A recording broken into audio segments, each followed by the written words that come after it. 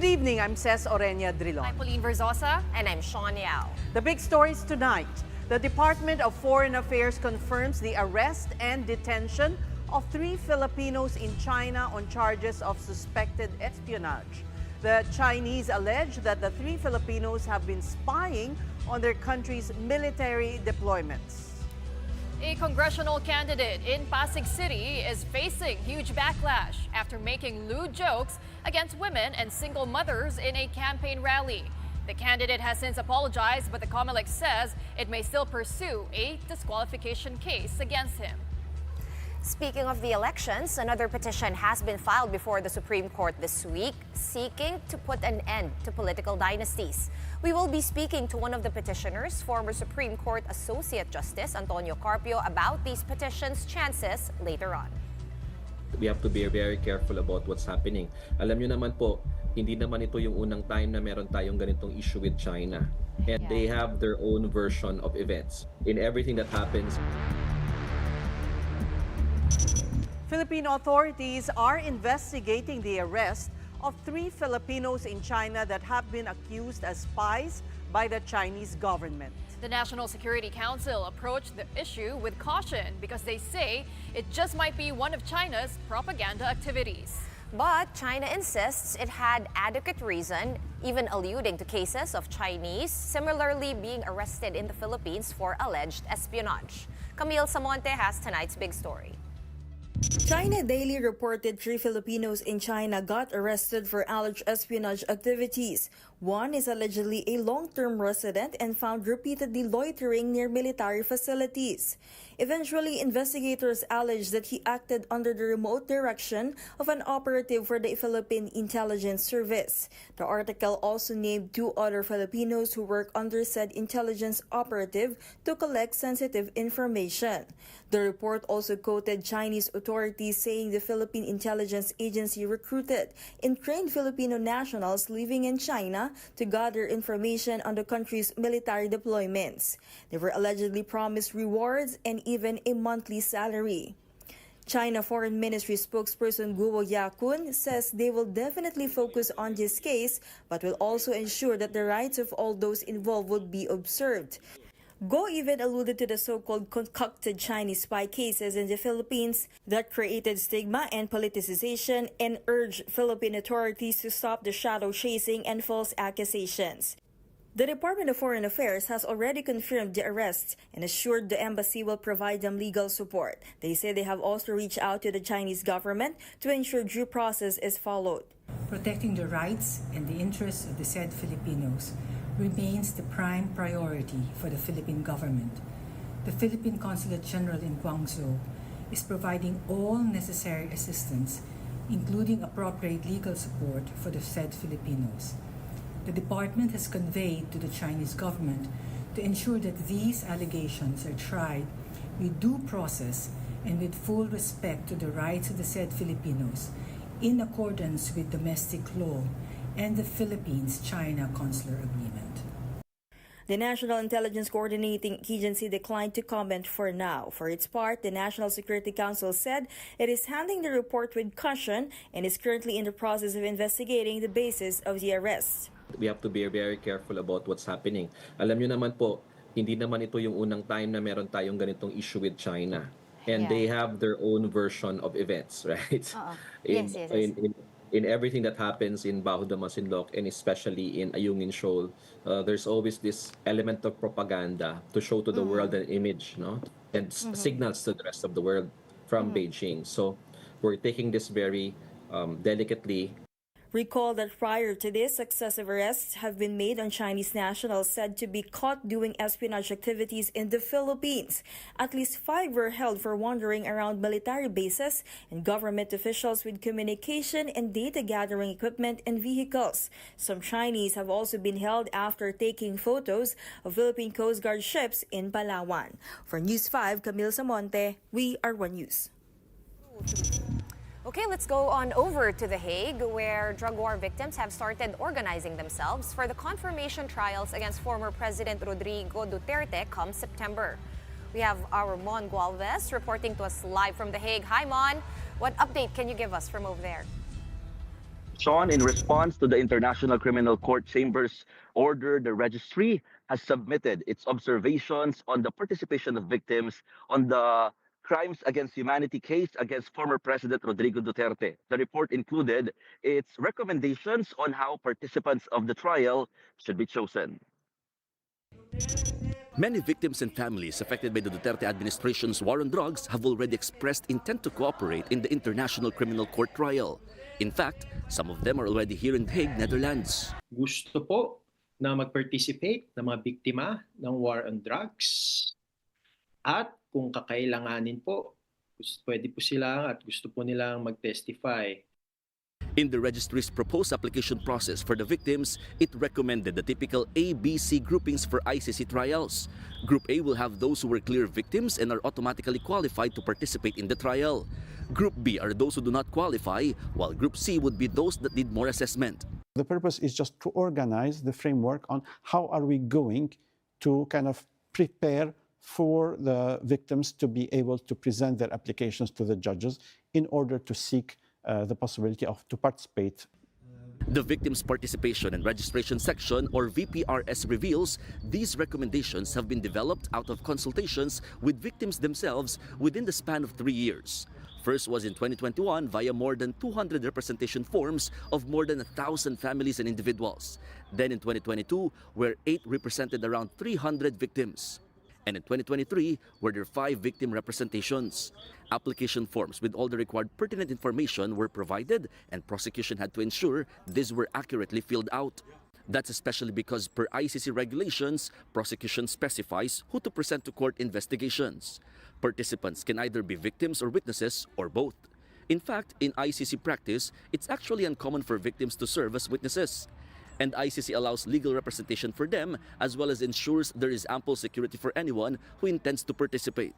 Meron naman pong facility yung ICC na makipag-ugnayan po yung any potential witnesses or any potential person na meron pong evidence. Hindi po kailangan pumunta kung meron talagang heightened security risk at kung meron naman pong online na facility. O isa po yan sa mga mga precautionary measure. Pwede rin nga na kung mag-testify ng any witness sa ICC, in-camera proceedings lang. Ibig sabihin po, hindi na po siya ipapalabas sa online at naka-blur lang yung kanyang identity. On the part of the defense, ICC says they can file any motion before the confirmation of charges in September, even a request for the former president's interim release. The ICC admits former President Duterte is the first who was arrested and brought to The Hague from a non-member state. That's why Duterte allies warned the ICC to make sure it follows due process in handling the former Philippine president's case. I want the ICC to continue, pero habang linalabag nila ang sarili nilang Rome Statute, at malinaw naman kung paano nalabag ang Rome Statute sa pag-aresto kay Tatay Digong at doon sa pagpapatuloy ng preliminary investigation miski wala nang jurisdiction, sila nang gumagawa ng dahilan para sa mga makapangyarihang bansa na wag maging miyembro ng ICC. The ICC is a court that has been created by the states parties as a permanent court. And I believe that this shows the commitment of a large community of states, actually 2/3 of the world states. It's for the judges to say what is the law. It's not through comments in media. Ladies, just now, as you can see behind me, Hanelet Avancenia, together with her daughter Kitty, arrived here at the ICC Detention Center where they will visit the former president inside. At kani-kanina lang before we start on air or we got on air, katatapos lamang yung pagbisita naman ni Vice President Sara Duterte. Although VP Sara is not scheduled today, she was allowed to have a phone call with her father. At umabot yan ng more than 30 minutes, no? It was in English dialect or language kasi nga the phone call is being recorded with the ICC personnel at pinayagan ang mag-ama na makipag-usap sa isa't isa via phone call. At ilan sa mga points na binanggit sa atin ni VP Sara during the interview were una, she's worried because the medicines of her father from the Philippines were not allowed inside the ICC Detention Center. Although inassure naman sila ng medical team na nag-handle dito sa ICC Detention Center na they will take care of the former president. Hindi lang daw kasi sila, nasa kultura daw kasi ng mga Dutch dito na hindi sila masyadong reliant sa or nagre-rely masyado sa mga gamot, no, in this kind of conditions. Ang pangalawa na punto, sinabi din ni Vice President Sara that she is now planning to come back home dyan sa Pilipinas, and dahil tapos na raw yung inintay niyang dokumento na isumite niya na yan sa ICC. Ano itong document na to? This is actually in relation sa bubuo ng defense team ng kanilang kampo.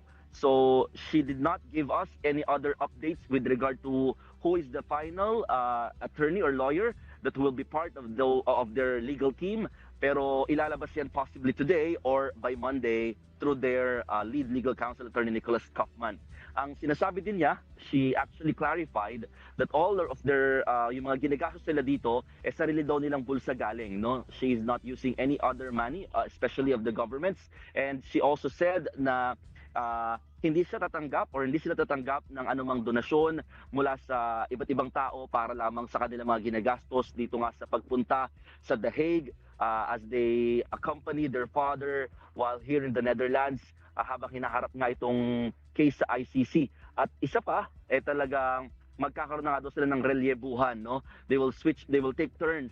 Now, naaalis si VP Sara, although hindi niya kinonfirm kung kailan specifically, may iwan si si Kitty Duterte, and then papunta daw dito si Congressman Paolo Duterte para nga tumulong din sa pag-assist sa kanila.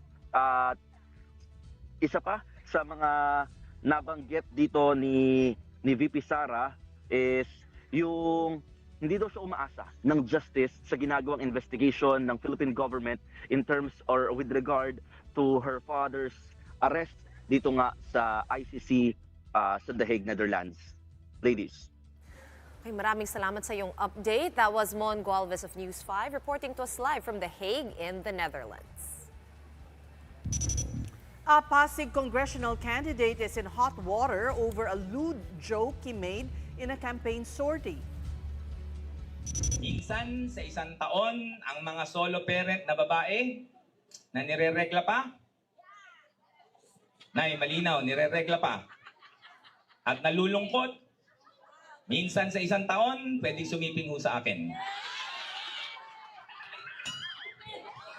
Yun nung interesado, magpalista na ho rito sa mesa sa gilid. Hindi, biro lang ho, may asawa na ho ako. Kaya itong sasabihin ko sa mga nangangarap, mamamatay ka, di mo ako matitikman. Attorney Ian Sia's play on words caught the ire of netizens as well as some of those who attended the said rally. Others even expressed their dismay over other candidates who seemingly enjoyed his joke. Realizing his mistake, Sia immediately issued a public apology. Inahako ko po ang responsibilidad sa mga nabitawan ko pong salita.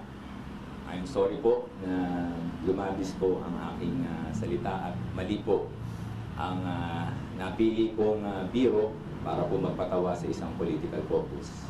Sa mga nasaktan ng mga solo parent lalo na, ang akin pong paghingi ng patawad at paumanhin. Hindi ko po intensyon na makasakit. That apology might be too late, though. The Commission on Elections has called on Sia or summoned him to answer within 3 days why he should not be charged with violating the COMELEC resolution against bullying and discrimination, which could result to his disqualification from the midterm polls. Nakakalungkot nga po na isang kandidato na abogado pa man din po ang nagpahayag ng ganito, no, na maaring magdulot ng isang election offense o tinatawag po natin na criminal case na may pagkakakulong ng 1 hanggang 6 na taon, pagkakatanggal ng karapatang bumoto at perpetual disqualification to hold public office. We're going to take a quick break, but coming up, we'll talk to former Supreme Court Associate Justice Antonio Carpio about their petition to end political dynasties in the country. Is this still possible, and how can it be done? Catch that when we return. Keep it here on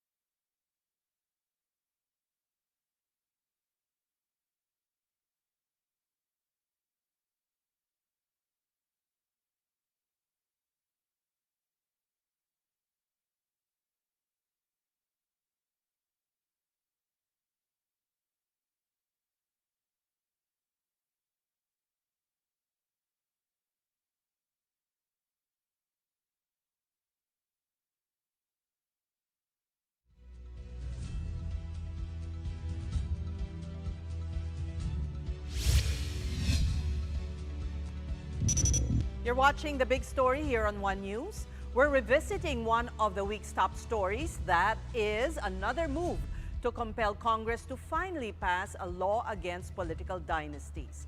Groups led by the Sambayan Coalition filed a petition asking the Supreme Court to direct the Senate and House of Representatives to enact an anti-dynasty measure. The petitioners noted that there have been over 30 bills filed in Congress to stop the practice, but none have come close to passage. It's not clear how the High Tribunal will handle the new plea. Back in 2013, it already denied a similar petition filed by the group of the late Vice President Jovisto Ginggona. The SC invoked separation of powers between the judiciary and legislative branches of government. What are the chances of the new petition this time around? Let's ask Isambayan lead convener, former Supreme Court Senior Associate Justice Antonio Carpio. Welcome, Justice, to The Big Story. How hopeful are you after two petitions have already been dismissed by the Supreme Court? What's different this time? Good morning, ladies. Good morning to our viewers. There were two petitions before that were dismissed, but today, after about 12, 13 years, circumstances have changed because today, about 80% of the members of Congress belong to political families, and about 50% of LGUs are controlled by political families. And we have witnessed, and this has triggered really our petition, the 2025 budget, where for the first time, the budget for education was not given the highest priority in clear violation of the Constitution. What was given the highest priority was the public works, where the congressman inserted a lot of pork barrel and zero allocation. No allocation was given to PhilHealth. And the vast majority of our poor people rely on PhilHealth, yet Congress did not allocate a single centavo to PhilHealth. And also they reduced the budget of the AFP modernization, which we really need to defend the West Philippine Sea. And what did Congress do with the money that they took out from this from PhilHealth, from DepEd, and from the AFP modernization? They put it into the budget of public works, and they increased their pork barrel. And they also created a new program under the SWD called ACAP, which did not originate from the House, did not originate from the Senate, but just was just invented by the BICAM. So we are really saying that if this continues, this will only get worse. And the culprit of all of this, the root cause of all this problem, is that Congress is controlled by political dynasties, and the political dynasties enact the budget, and they insert the pork barrel in the budget so that they can be elected in the next election. So it's a vicious circle. And the people suffer because infrastructure keeps on getting worse. We are falling behind our neighbors because of corruption in infrastructure. And it's about time really to force the issue that we have to enact now an anti-political dynasty law. Thank you. You're saying, Justice, that the dire situation the country is in may persuade the High Court to reverse its view about the separation of powers. Yes, because there is a provision in the Constitution which was not found in the 1935 or 1973 Constitution.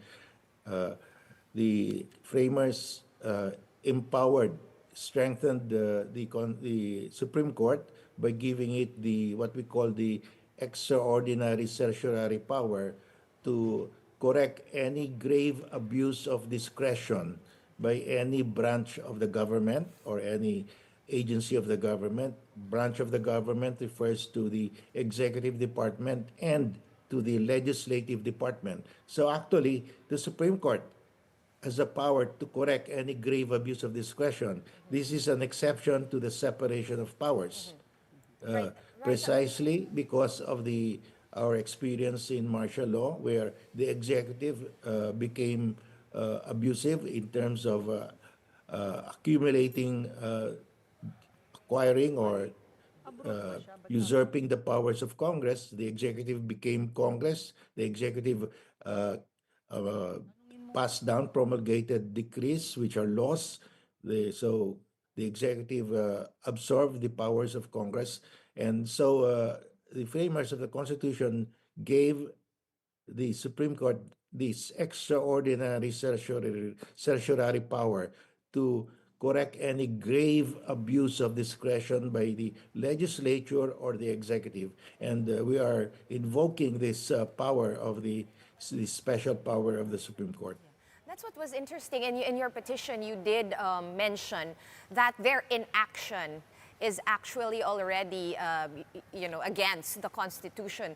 Do you think, Justice Carpio, having been in the SC, that there is precedent to think that the highest court would kind of revisit, will abandon their previous decisions in favor of changing times? Yes, I am hopeful because of the changed circumstances.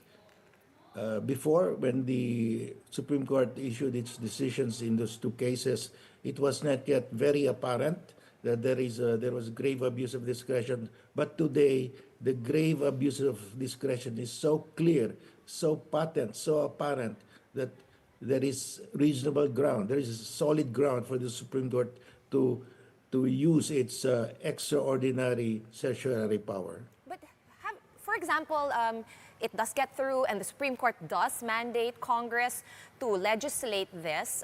We know during that process, a lot of things get shaken around, things disappear from the original form. How can the Supreme Court, kumbaga, keep them on track and make sure that the provisions that come out are actually worthwhile and valuable and will help us?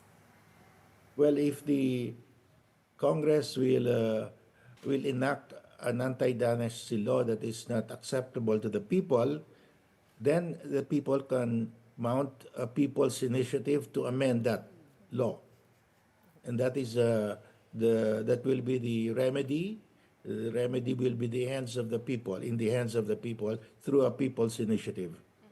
But just to add more context to this issue, I wanted to ask, are political dynasties inherently bad for you? Because you have political families arguing that they have done well for their constituents and that this allows the continuity of projects within their district, their city, or their province. How do you respond to that, Justice? Well, the evidence shows the contrary. In places where the political dynasties are entrenched, these are the provinces or cities that are most backward, the most undeveloped. And the people are kept poor or uneducated so that they will rely on ayuda. So we have to correct this now. The evidence is there. The Ateneo School of Government have gathered the evidence, and the evidence is overwhelming. And Justice, should this law be crafted? I mean, how should it go about? Is it the total ban on political dynasties, families? Because there was one proposal to have to not allow political families to serve at the same time, but to allow them to serve consecutively. Kumbaga, bawal ang sabay-sabay, pero pwede daw po yung magkasunod. Is that allowable Well, there for are you? many variations, and there are just too many variations, so I will leave it to Congress to enact what they feel will be an acceptable definition of political dynasty, acceptable to the people. We have an example in the BARM, where the regional government passed an anti-political dynasty law, where only one, I think it allows only one member of the family to be in the regional government in an elective position, and one also for a local elective post. So there are many variations here, and we will see how the Congress will decide. Justice Carpio, if we may revisit a decision you had penned in 2013 wherein Atong Paglaom versus the COMELEC, wherein you, ironically, this was a unanimous decision by the High Court, which allowed a broader definition of party lists, which was taken advantage by dynasties. Do you regret? What is No, your feeling about this decision My you penned? decision broadened, allowed more members, more party list members, because before that, the decision of the court was very strict, and the entire 20% that the Constitution allows for party list members was never filled up. So my decision allowed it to be filled up because the Constitution itself says that the reserved seats for marginalized sector shall be good only for 3 terms, the first 3 terms. It's there, very specific. The framers were very clear that after 3 terms, the marginalized sector should be able to stand on their own and compete with the regular political parties. And so more than 3 terms have passed, so it was time for us to follow strictly the Constitution. And even before, even within the 3-year period, the entire 20% has never been reserved to the marginalized sector. Only half was reserved to the marginalized sector, but the law that was passed did not reserve it for all. But So Justice, there was, in fact, it did not comply strictly with the requirement of the Constitution that only 50% of the party list should be reserved to the marginalized sector. but now you see that But this that my definition decision has opened been up the party list system so that the entire 20% can be filled up. But unfortunately, because of the political dynasties invaded the party list system. Exactly. They formed their own party list because there is no anti-political dynasty law. Okay. We So pasok open din up yun. the party list, but there should have been a concomitant. At the same time, the party list, the anti-political dynasty law should have been the antidote. enacted pursuant to the Constitution. The Constitution creates this party list, but to protect the party list system, there must be an anti-political dynasty law. And that was never enacted. That's why there's urgency, because the political dynasties have invaded the party list system. Hostaged. Justice Carpio, may this decision of the Supreme Court, while your petition is still pending, may this be revisited? But can someone petition the High Court about this 2013 decision? No, because my decision conforms to the Constitution. The Constitution says after 3 terms, it shall be an open party list system. There will be no reserved list seats for the marginalized sector. But what the remedy there is to pass an anti-political dynasty law so that the political dynasties will not invade the party list system. And Justice, what's next for your group? Should the Supreme Court dismiss your petition? Again? What's next for your group? Justice, kung sakaling ma-dismiss po itong petition nyo ng Supreme Court? If it will not be granted? Well, if it will not be granted, you can just imagine the political dynasties will become more entrenched. They will increase their pork barrel. There will be the infrastructure system of the Philippines will deteriorate, will fall further behind our neighbors, and the people will just rely on ayuda, but the exchange for that, the price of ayuda is the continued existence of the political parties. It will be terrible for our society. It's terrible for our democracy. Right. If I may just be allowed to switch a topic, the SC also just concluded the oral arguments for the PhilHealth Fund transfer. That's the 89.9 billion pesos from last year. What did you make of the entire process, Justice? Just your thoughts. Well, I am hopeful that the Supreme Court will grant us our petition and will order the government to return the 60 billion that has been transferred by PhilHealth to the National Treasury. I expect that we will be successful in this petition on PhilHealth.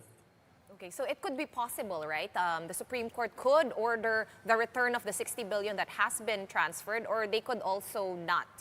Am I right in understanding that? Well, the Supreme Court could decide it that way, but if the Supreme Court says that the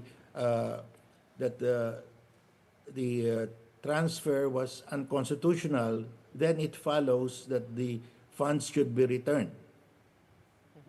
Okay. Justice Carpio, if you may allow us to shift to a third topic in as much as we have you.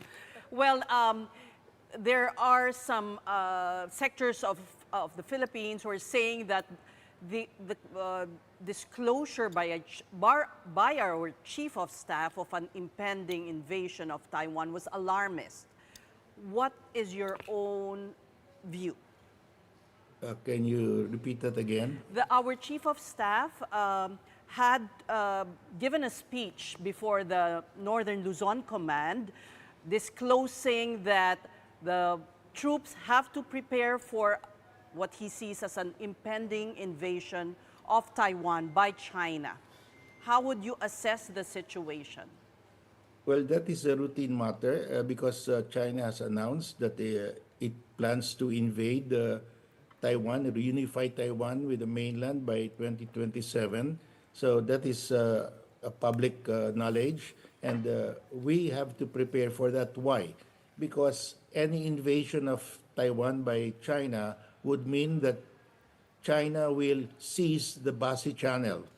The Basi Channel is the area, the waterway between Taiwan and Batanes. And many parts of the Basi Channel actually form part of our territorial sea because we have many islands there. So if China will blockade or seize the Basi Channel, they are actually seizing Philippine territorial sea. So we have to be prepared for that because we cannot allow any country to seize our territorial sea. Well, we thank you so much. A pleasure speaking to you as always, former Supreme Court Senior Associate Justice Antonio Carpio. Right, well, here's a bit of good news to end the week, as inflation for March drops to 1.8% from the previous month. The Philippine Statistics Authority, or PSA, puts average inflation for the year so far at 2.2%, accounting for better figure this month from February's 2.1%. This is also a leap from March 2024's 3.7%. The PSA is attributing the decline in prices to cheaper food and non-alcoholic beverages. Despite the drop and inflation settling within the target range, the National Economic and Development Authority, or NEDA, is not letting its guard down. It vows to monitor risks and shocks that could come from increases in the prices of electricity, fish, and meat. We're going to be pausing for a very quick break, but when we return, despite progress in recent years, there are still Filipinos who have difficulty accessing healthcare. So, how do we address this? We will be sitting down with Metro Pacific Health's Group CEO, Dr. Harish Pillai, next. Keep it here.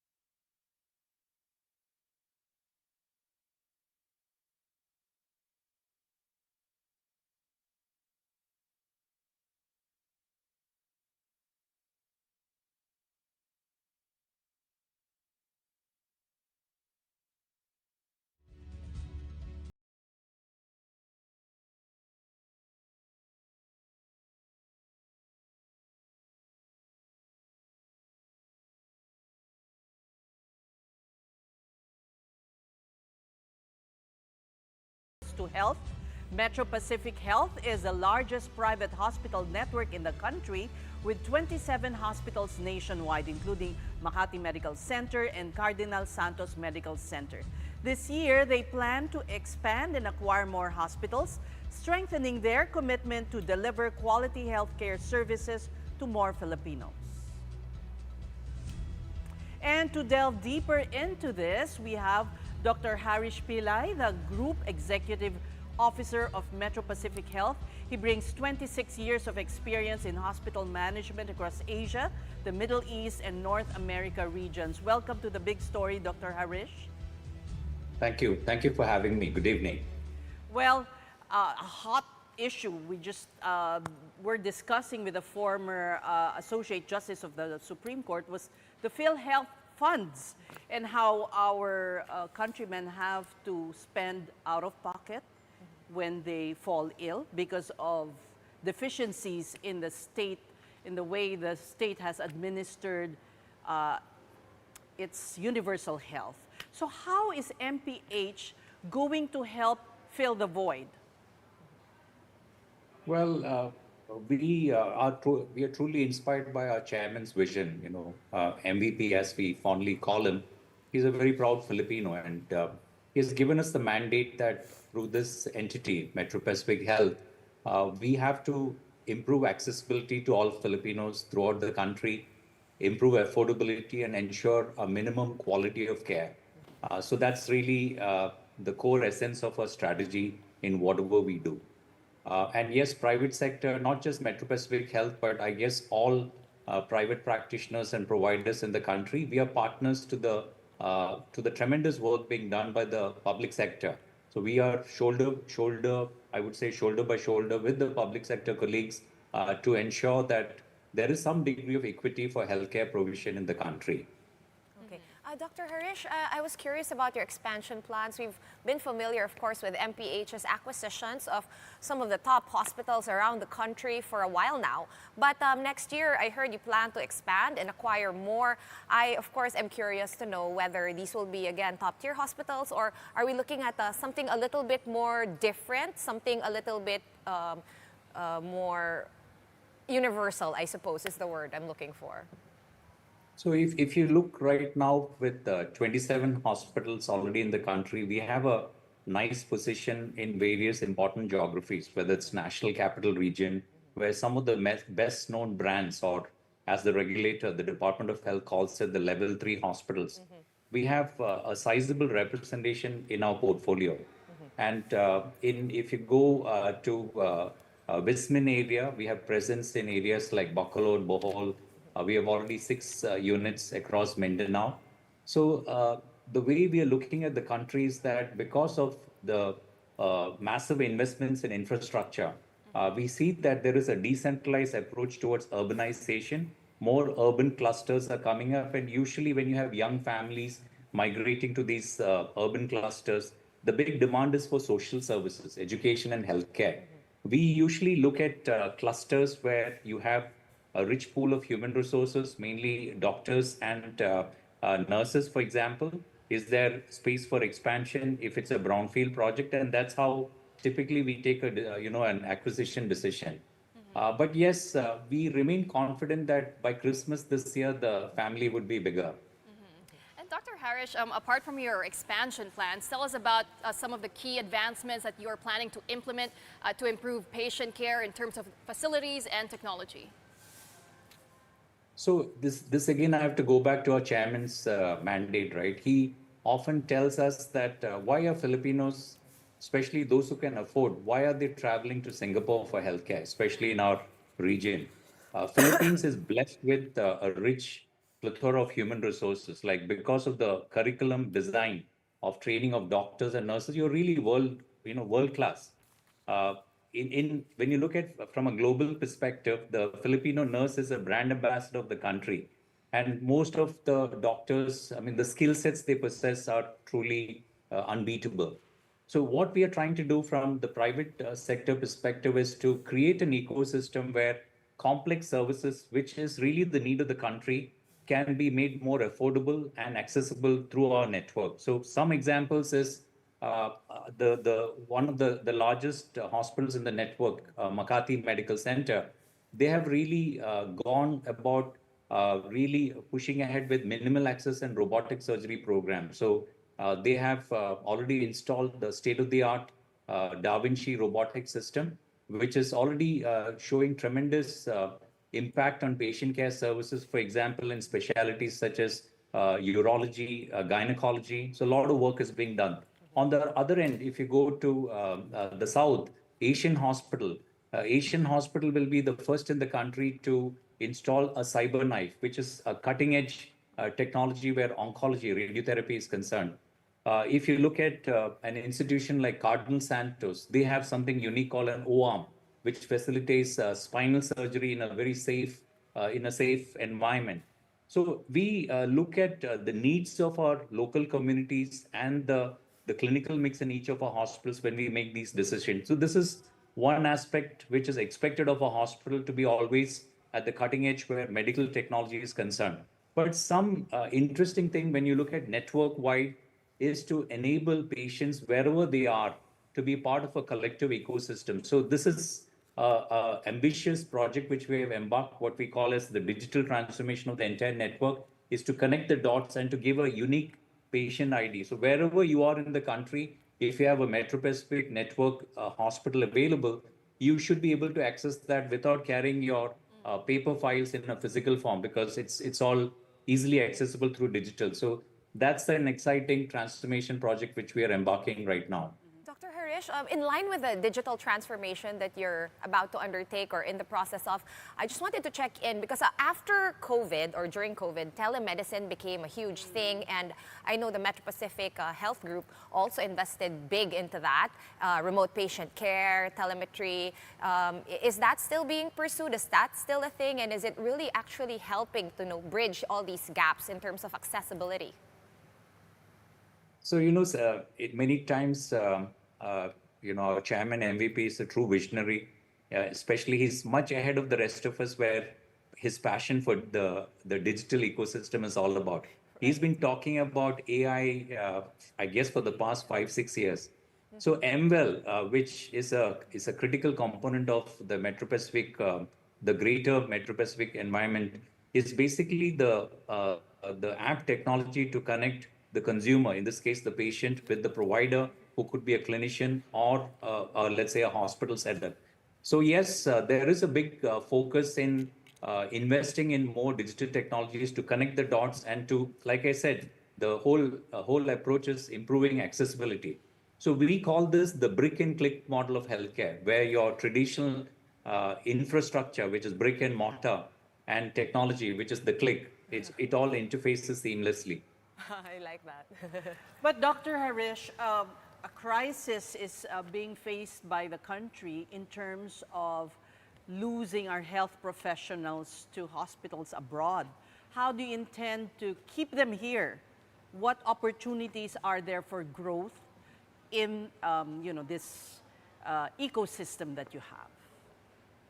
So I guess this many parts of Asia have gone through this aspect of brain drain. So there are one school of thought which says that, hey, this is a brain drain, but the other aspect is it could also be looked at as a brain trust.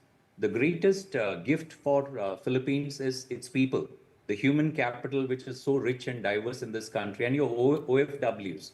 Imagine that this is a unique country which can reach out to highly trained experts in most of the developed countries in the world. So there is a lot of reverse knowledge transfer and mentorship happening from the healthcare OFWs overseas to the domestic sector. But on the other side, infrastructure investments by groups like Metro Pacific is acting as a talent magnet for reversing the brain drain. And we have a lot of examples of highly qualified doctors and nurses coming back home because the infra here is on par, if not better than the most advanced countries. So I think this is a sure signpost of things to come. And Dr. Harish, well, I just wanted to go back to a point you made earlier that a lot of Filipinos are going to Singapore to seek health care, treatment, especially for cancer. And unfortunately, that's quite costly also for them. So are cancer care centers plans like that in the pipeline right now for you? And any partnerships in place to make high-quality healthcare affordable for Filipinos? So I see something remarkable which has happened over the past 2 years is the changes being happening, at least what is being put into effect by PhilHealth, the national payer. We can see that there is a singular increase in coverage rates. When you talked about cancer care, which is rather expensive, PhilHealth has increased the coverage for cancer care, whether it's daycare, chemo infusions, for radiotherapy. So when PhilHealth steps in, the affordability quotient increases and hence accessibility improves. So earlier, let's say there were large queues and waiting lists in public facilities. Now, because PhilHealth has stepped in, I think a lot of patient populations are able to access high quality care in the private sector. So this is a big change, what we are seeing. And of course, as a private entity, we always look at responding to the needs of a community. So yes, there is a significant investments in multi-speciality centers where oncology would be a flagship center of excellence. So yes, that is definitely happening. I guess one last question for me, Dr. Harish. I'm curious how the strategy is, to maintain the same quality of service across all the different hospitals from Luzon to Mindanao. A lot of these were acquisitions, right? So in the beginning, they all kind of maintain their own characters, their own personalities. But over time, how would you say that there's cohesion and quality control across the board? And how do you make sure that it stays that way? Well, doctors, wherever they are all the same, and patients, as you know, nobody comes out of choice to a hospital. It's out of necessity. You might go for something else to a hotel, but when you come to a hospital, it's always some sort of pain, either physical or mental pain. As healthcare workers, we feel it's a blessing and a privilege to be of service to humanity. And these principles of basic empathy is something which binds all of us in the network. Of course, we have invested quite a bit on frontline staff, whether it's your non-clinical staff, your nurses, your doctors, your technician, and the thing which is a great blessing in Philippines is that a Filipino I believe, has got a core DNA of empathy built in. It makes service harmonization in healthcare so much easier. I have seen, I've heard a lot of anecdotes that even in the United States, patients in the ICU demand for a Filipino nurse to be at their bedside rather than of any other nationality. And here we are within our own country, blessed with all this naturally empathetic healthcare workers. It makes our job so much easier. So yes, there is a lot of management cohesion behind it. A lot of structured programs are going on, but half the battle is already won. Thanks to the natural resources and the cultural strength which we already have. Indeed. Thank you so much for joining us tonight, Dr. Harish Pillay, Group CEO of Metro Pacific Health. And we